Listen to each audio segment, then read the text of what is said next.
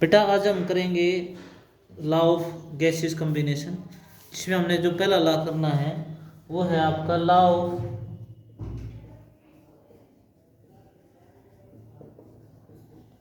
Law of multiple proportion.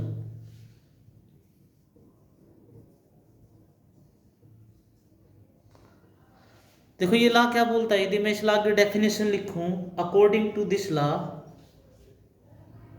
कि यदि मैं according to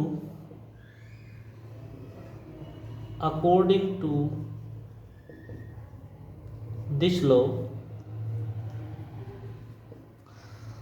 when two elements combine, they can form many compounds। It means जब दो element combine करेंगे तो बहुत सारे कंपाउंड बना सकते हैं। जैसे एग्जांपल देखो, यदि मैं दो एलिमेंट लूँ नाइट्रोजन और ऑक्सीजन, वो कंबाइन होके N2O भी बना सकते हैं, N2O भी बना सकते हैं, NO भी बना सकते हैं और N2O3, ये तीन कंपाउंड बना सकते हैं। मतलब एलिमेंट सिर्फ दो हैं, नाइट्रोजन और ऑक्सीजन। कंपाउंड कितने बन गए आपके? तीन। तो दो एलिमेंट मिलके एक से ज़्यादा क्या बना सकते हैं? कंपाउंड बना सकते हैं। आगे देखो, if mass of one element is fixed, mass of one element is fixed. यदि आप एक एलिमेंट का मास फिक्स कर दो तो मासेज जो होंगे आपके, मास ऑफ अनदर एलिमेंट, जो दूसरे एलिमेंट के मास होंगे, masses of other element will be in a simple multiple ratio, simple multiple ratio। कहने का मतलब देखो, मान लो आपने दो एलिमेंट लिए नाइट्रोजन और ऑक्सीजन, उसके मैंने कंपाउंड बना दिए तीन, एक बना दिया N2O, एक बना दिया NO और एक क्या बना दिया N2O3। इसमें एक एलिमेंट नाइट्रोजन है, नाइट्रोजन की 14 होता है, 2 कितना हो जाएगा 28, ऑक्सीजन का 16, नाइट्रोजन का कितना हो जाएगा 14, 16, यहाँ नाइट्रोजन का कितना होता है 14, 2 का कितना हो जाएगा 28, ऑक्सीजन का 16, 48, तो कितना हो गया 28, 16, इसको दुगुना करो, 14 कितना हो जाएगा 28, 32। अरे मतलब मैंने क्या किया, इसको दुगुना कर दिया इसको, तो ये भी कितना हो जाएगा दोगुना हो जाएगा। अब नाइट्रोजन का यहाँ भी 28 है, यहाँ भी 28 है, और नाइट्रोजन का 28, यहाँ भी 28 है। मतलब नाइट्रोजन की तीनों जगह इक्वल है, यहाँ भी 28 है नाइट्रोजन, यहाँ भी 28 और यहाँ भी 28 है। तो एक एलिमेंट देखो ये रहा कि if mass of one element is fix, मैंने किसका फिक्स कर दिया?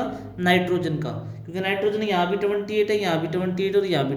तो दूसरा जो एलिमेंट है ऑक्सीजन, जो ऑक्सीजन एलिमेंट है, इसकी मास की रेशो कितनी रहेगी 16, यहाँ कितनी है 32, यहाँ 48, तो कितनी हो गई आपकी 1:2:3, 1:2:3। तो ये क्या हो गया आपकी एक simple ratio, it is a simple ratio. ये क्या था आपका law of multiple proportion. Next law देखो,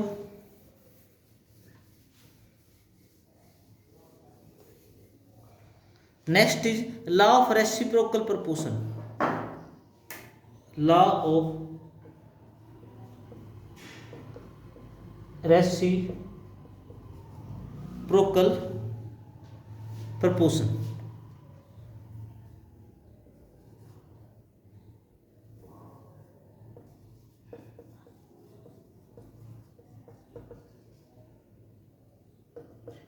लॉ ऑफ रेसिप्रोकल प्रोपोर्शन क्या बोलता है? देखो, यदि मैं इसकी डेफिनेशन लिखूं कि व्हेन टू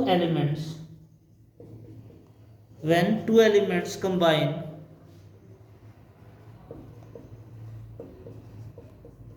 with a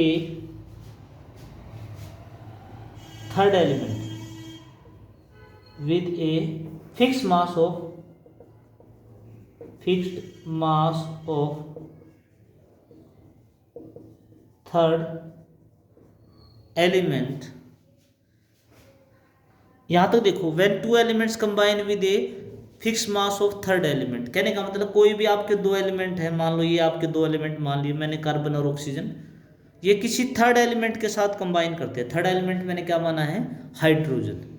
ये दो एलिमेंट किसके साथ कंबाइन करते हैं, थर्ड एलिमेंट के साथ कंबाइन करते हैं। जब कार्बन हाइड्रोजन कंबाइन करेंगे तो क्या बनेगा, मीथेन।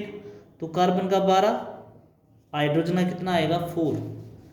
जब हाइड्रोजन और ऑक्सीजन कंबाइन करेंगे तो क्या बनेगा, वाटर। तो इसका 2 आएगा, इसका क्या आएगा 16। यह हाइड्रोजन का 4 है, या हाइड्रोजन का 2 है, तो इक्वल करो, क्योंकि थर्ड एलिमेंट का मास क्या रखना है मुझे, fix mass of third element करना है। तो मुझे fix mass of third element करो, तो यहाँ मैं 4 करूँगा, ये कितना हो जाएगा 32। तो यहाँ कार्बन का 12 आ गया, और ये हाइड्रोजन ऑक्सीजन का कितना आ गया, ऑक्सीजन का 32, कार्बन का कितना है 12। तो ये बोलता है ये रेशो आ गई 12 और 32। जब ये आपस में कंबाइन करेंगे, जब कार्बन और oxygen combine to each other, ये बनाएंगे CO2। तो कार्बन की रेशो यहाँ 12 है, यहाँ कितनी है ऑक्सीजन की 32, यहाँ भी कितनी आएगी 12, और ऑक्सीजन की कितनी आएगी 32। कार्बन 12 होता है, ऑक्सीजन 16 को 2 से मल्टीप्लाई करोगे कितना आ जाएगा 32। तो यहाँ 12 है, तो यहाँ भी 12 है, 32 तो यहाँ भी क्या है 32। तो डेफिनेशन आगे देखो कि when two elements combine a fix mass of third element, then their mass ratio, their mass ratio will be equal। mass ratio कौन सी, ये 12 और 32 वाली। their mass ratio will be equal to the mass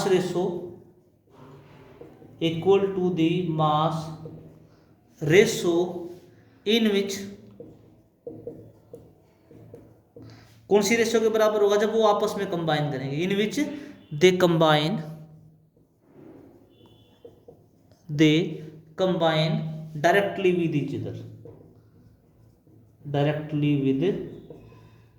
each other, जब वो आपस में combine, मतलब जब वो किसी दो एलिमेंट किसी थर्ड एलिमेंट के साथ कंबाइन करेंगे, हाइड्रोजन के साथ, इसकी रेशो मैं फिक्स कर दूं, तो जो रेशो इनकी आएगी 12 और 32, वो वही आएगी जब वो आपस में कंबाइन करेंगे 12 और 32। ये क्या था आपका law of reciprocal proportion. What is third law? Third law is Gay Lussac law of gaseous volume.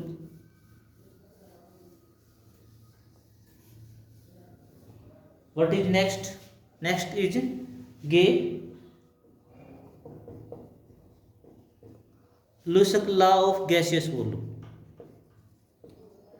Law of gaseous volume ये क्या बोलता है? ये गैसेज के बारे में, देखो गैसेज के बारे में है ये। तो ये क्या बोलता है, देखो अकॉर्डिंग टू दिस लॉ कि according to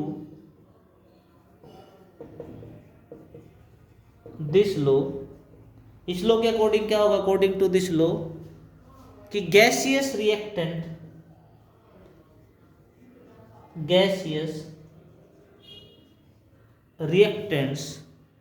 combine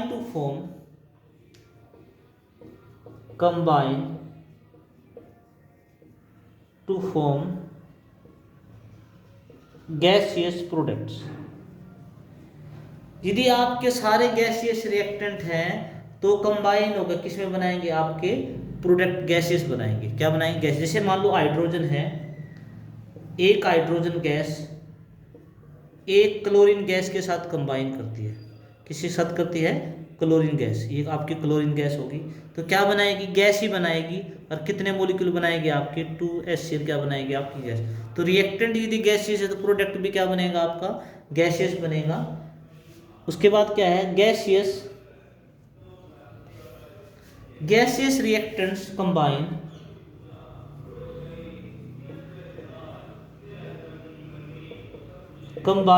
in terms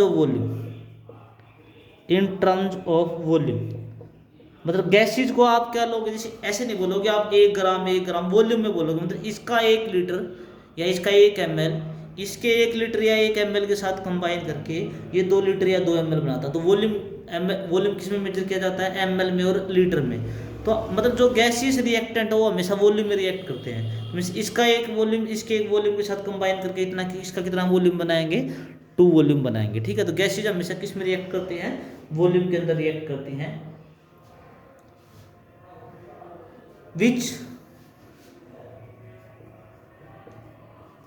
which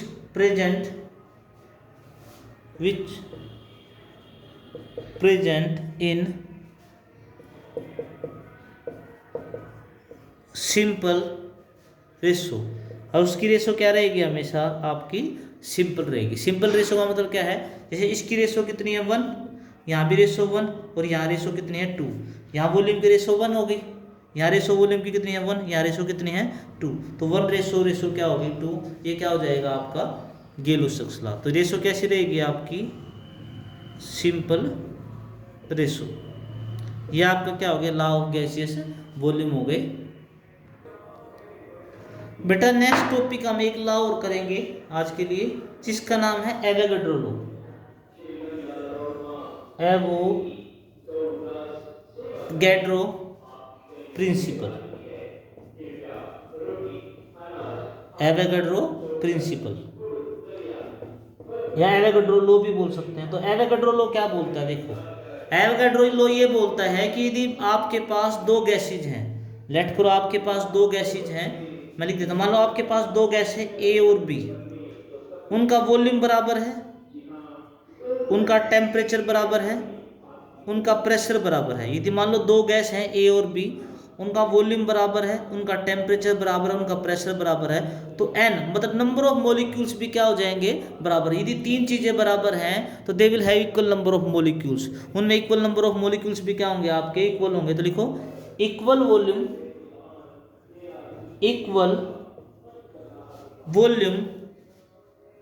equal volume of all gases, equal volume of all gases under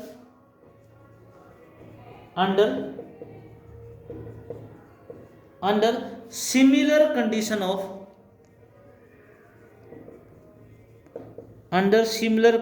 of temperature and pressure, under similar condition of temperature pressure contain equal number of atoms, equal number of moles मान लो या equal number of atoms मान लो या molecules। यदि equal volume of all gases मतलब बहुत सारे gases हैं जिनका वॉल्यूम इक्वल है, under similar condition of temperature and pressure, temperature और प्रेशर बराबर है, तो they will contain equal number of atom और मॉलिक्यूल। तो उनके अंदर एटम और मॉलिक्यूल भी क्या होंगे आपके, बराबर होंगे। ये कौन सा लॉ है आपका बेटा, एवोगैड्रो लॉ। यदि 2 गैसेज हैं, उनका इक्वल वॉल्यूम है, इक्वल टेम्परेचर है, इक्वल प्रेशर है, तो नंबर ऑफ मॉलिक्यूल्स भी क्या होंगे आपके, बराबर होंगे। ये क्या है आपका एवोगैड्रो लॉ या एवोगैड्रो प्रिंसिपल।